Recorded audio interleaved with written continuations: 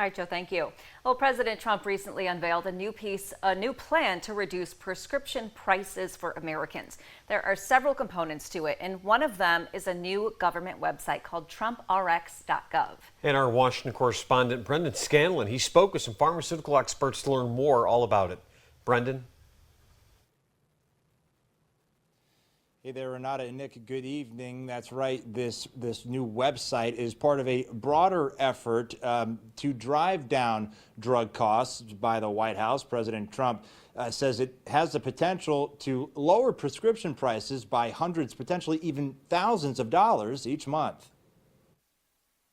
In July, President Trump sent over a dozen letters to leading drug makers urging them to cut prices. Both Pfizer and AstraZeneca recently struck deals with the White House, becoming the first two companies to pledge steep drug discounts. I think for the first time, we're seeing pharmaceutical companies now really complying with and trying to work with the administration. The companies will sell certain drugs to Medicaid at a similar price offered to other wealthy countries and have agreed to participate in the recently announced TrumpRx website, which is set to serve as a portal to help patients find cheaper options. Dr. William Solomon says it's too early to measure the impact, but predicts Medicaid recipients and those taking brand name drugs will see the biggest savings. 80% of drugs in America that are prescribed are generic drugs. And for those individuals, this is not going to make much of a difference. How this is going to pan out for patients that have Medicare or patients that are commercially insured, that remains to be seen. Our system's addiction to discounts and rebates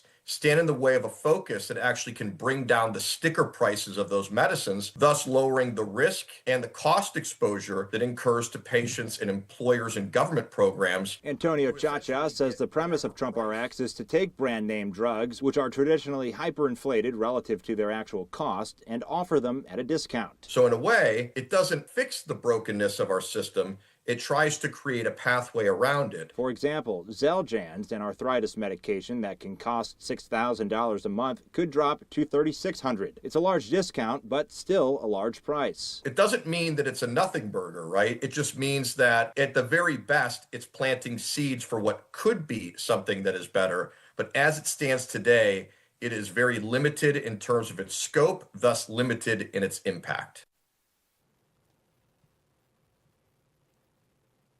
And Renata and Nick, as you just heard, some experts say this is not a cure-all for high drug prices. However, some believe it is a step in the right direction. The new TrumpRx.gov website is set to launch in early 2026.